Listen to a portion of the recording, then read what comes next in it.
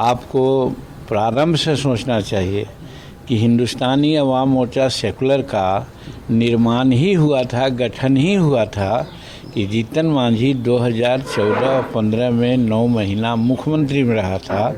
और मुख्यमंत्री काल में ऐसे तो सैकड़ों निर्णय थे, लेकिन 34 निर्णय ऐसा निर्णय था जिससे बिहार का भाग्य बदल जाता। और फिर उसके बाद हमको मौका नहीं मिला, तो हम लोगों ने यही सोचा कि अब सरकार में रह के या सरकार को समर्थन दे करके हम इस सब नियमों को जो हम बनाए हैं पालन कराएंगे, अनुपालन कराएंगे। उसी के लिए हम नीतीश कुमार जी के साथ हैं।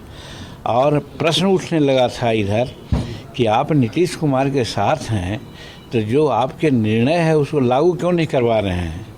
उदाहरण देते हैं कि बच्चियों की शिक्षा एकदम फ्री कर दिया था, फर्स्ट क्लास से पोस्ट ग्रेजुएट तक के, और ये निर्णय को इन्होंने पलटा नहीं है, लेकिन कैंची मार दिया कि जो डेफिसिट ग्रांट होना चाहिए कॉलेज को नहीं दे रहे हैं। तो लाचारी है कि बच्चियों के गार्जियन को पैसा देना पड़ रहा है, तो जो कैपेबल हैं वो तो दे पाते हैं, और जो गरीब घर की बच्चियां हैं कोर्स कंप्लीट कर ली है और पैसा उसको नहीं जुट रहा है तो उसका सर्टिफिकेट हेल्ड अप है।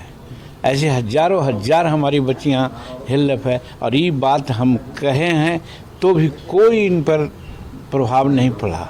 तो आखिर हमको तो जब अपना निर्णय इम्प्लीमेंट कराना है तब तो कुछ कहना है, अल्टीमेटम देना है। अब मान लीजिए हमने कहा था कि ठेकेदारी में हम आरक्षण देंगे, डिग्री होल्डर्स लोगों को ठेकेदारी में आरक्षण के लिए हमने कहा था कि 75 लाख रुपया तक के ठेका में हम आरक्षण देंगे डिग्री होल्डर्स को। इसलिए कि डिग्री होल्डर 20, 21, 22 वर्ष के होते हैं लोग, तो उस समय सब विवाहित होते हैं, तो अपने पत्नी को या अपने हस्बैंड को छोटी छोटी समस्या पूरा करने के लिए कोई भी छात्र या छात्राएं बाप से, गार्जियन से न मांगेगा कि हमको ये चीज़ चाहिए पत्नी को या हस्बैंड को। तो इसके सोच करके हमने कहा था कि उनको हम 5,000 रुपया अनएम्प्लॉयमेंट भत्ता देंगे, और ये जब देने की बात किया था तो उसको इन्होंने काट दिया। और आज स्टूडेंट क्रेडिट कार्ड देते हैं, उसमें कितनी परेशानियां होती है सो आप लोग देख रहे हैं। तो लोग हमसे कहते हैं कि उसको इम्प्लीमेंट काहे नहीं कराते हैं। और जो अनएम्प्लॉयड थे और डिग्री होल्डर नहीं थे उनको हमने ठेका में आरक्षण दिया था कि 75 लाख रुपया तक के ठेका में हम आरक्षण देंगे। पहले तो इन्होंने काट दिया मेरे निर्णय को, और फिर उसके बाद इन्होंने कहा कि 50 लाख रुपया तक के 25 लाख रुपया तक के हम देंगे। तो 25 लाख रुपया तक के ठेका में देने का कोई उचित आरक्षण नहीं था, इसलिए कि वो डिपार्टमेंटल होता है। तो जब इनको कही गई बात तब उसको एक्सटेंड किए 50 लाख कि 50 लाख तक ठेकेदारी में हम आरक्षण देंगे, लेकिन वो फाइल अभी भी फाइनेंस डिपार्टमेंट में पड़ा हुआ है। तो इसी तरह से हमने कहा था कि किसानों को आज क्या है, बिजली बिल के लिए लोग सब मारे फिर रहे हैं, किसी को जेल जाना पड़ता है। और हमने कहा था कि 5 एकड़ ज़मीन रखने वाले किसानों को बिजली हम माफ़ कर देंगे, इन्होंने आज तक नहीं किया। तो किसान लोग हमसे कहता है कि तो क्यों नीतीश कुमार के साथ आप लगे हुए हैं। तो हम लोग इतना दिन उनको देखा, परखा कि भाई क्या करते हैं। तो इसी प्रकार से शेड्यूल कास्ट का भी मामला है, कहने में समय लगेगा, लेकिन सच्चाई यही है कि जिन बातों को हम इम्प्लीमेंट करना चाहते थे जिससे बिहार का भविष्य बदल जाता, उन बातों को कहते रहे और इन्होंने उस पर ध्यान नहीं दिया। अंतिम बात ये कहना चाहते हैं कि आज बालू नीति और शराब नीति के चलते बिहार के फाइनेंस को एकदम इन्होंने चौपट कर दिया, और हमारे गरीब तबके के लोग इसमें ज़्यादा इम्प्लिकेटेड हो रहे हैं। बार बार अखबारों में भी बोल देते थे, हम असेंबली में भी बोले हैं, लेकिन इन पर कोई ध्यान नहीं। तो लोग यही कहता था कि तो काहे अटके हुए हैं, छोड़िए ना उनको, ये जनता की आवाज़ थी। इसलिए हम लोगों ने लास्ट में निर्णय लिया कि अब इनको छोड़ना ही पड़ेगा, और छोड़ करके इनको बाहर से हम लोग धक्का देंगे ताकि इन सब बातों का इम्प्लीमेंटेशन। आपने सर बहुत बड़ा फैसला ले लिया है, कहा जा रहा है कि अब बिहार की राजनीति में एक नया बदलाव आएगा। क्या लगता है आपको, क्या होगा, आप आगे किसके साथ? देखिए, हमारे पार्टी में जमहूरियत है, जनतंत्र है, हम अपने कुछ नहीं कहेंगे, ये जो हम निर्णय लिया, आप जानते हैं हम राजगीर में नेशनल काउंसिल की बैठक बुलाया, वहाँ निर्णय हुआ। उसके बाद हम सारे विधायक मिल करके नीतीश कुमार को कहा ऐसी ऐसी बात है, आप इसको ज़रा देखिए, नहीं तो फिर हम लोग के सामने दिक्कत होगी। उन्होंने नहीं माना और कह दिया सीधे कि भाई आप पार्टी में आ जाओ और नहीं तो बाहर चले जाओ।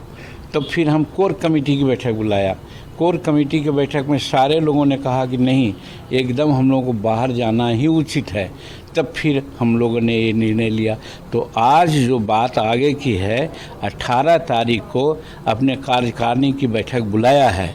18 तारीख को कार्यकारिणी की बैठक में जो निर्णय होगा उसके बाद बताएंगे कि क्या करना है। ललन सिंह और तेजस्वी यादव ने कहा कि हम लोगों ने प्रॉपर इज्जत दिया था मांझी जी को, उनके बेटे को भी इज्जत दिया था, मंत्री बनाया था, लेकिन फिर भी इस तरीके से फैसला ले लिया। देखिए, चाहे ललन बाबू हों, चाहे तेजस्वी बाबू हों, चाहे नीतीश बाबू हैं, चाहे कोई हैं, व्यक्तिगत हमको किसी से कोई ये दुराग्रह नहीं है। हम सबका सम्मान करते हैं। अब सब लोगों ने व्यक्तिगत भी हमको सम्मान दिया है, मैं मानता हूँ, लेकिन जहाँ जनहित की बात है तो सम्मान और जनहित में दोनों में कॉम्प्रोमाइज़ नहीं होगा। जनहित की बात अगर होती, हमको सम्मान न भी देते तो कोई चिंता नहीं थी, लेकिन जनहित की बात नहीं हुई हमारे लोगों की, गरीबों की, और हमको सम्मान दे करके ही अगर रहेंगे, सम्मान तो दिए, मंत्री भी बनाए, हमको मुख्यमंत्री भी बनाए। आज भी हमारा बेटा मंत्री था, और भी हो सकता था कि मंत्री विभाग मिल जाता। अपने हम रहते तो एंजॉय करते, लेकिन हमने समझा कि अब मात्र 2 बरस 1.5 बरस बच गया है। हम 2025 में जनता को, हम अपने वोटरों को क्या बात करेंगे। देखते हैं मगध में और मुंगेर में जब हम घूमने लगे तो हज़ारों हज़ार की संख्या में हमको लोग फॉलो करता था। 10-10 किलोमीटर हमारे संतोष के पीछे लोग जाता था, आता था। तो उन लोगों की एक आशा है, उनके आशा पर एक तरह से कुठाराघात हो रहा था, जो हम लोग बर्दाश्त नहीं कर सकते। इसलिए हम लोग ने ऐसा निर्णय लिया। सदा जो मंत्री बनने जा रहे हैं, उन्होंने कहा है कि आपने अपने समाज के लोगों के साथ धोखा किया है। किस तरीके से सर उनका जवाब? खैर, धोखा देने वाला का जो चश्मा लगाता है ना, गोगल्स लगाता है ना, वैसे ही सोचता है। रत्नेश जी के प्रति हमारी श्रद्धा है। वो सुनते हैं कि मंत्री जी बनेंगे, मंत्री बने, समाज के लिए कुछ करें, तो हमारी शुभकामना है, सद्भावना उनके साथ है। आखिरी सवाल सर, ऑपोजिशन यूनिटी की बैठक 23 को होगी, क्या लगता है आपको रोक पाएंगे ये लोग मोदी को 2024 में, जिस तरीके से तमाम विपक्षी दल? अब आने दीजिए, 23 तारीख के बाद इस पर चर्चा करेंगे।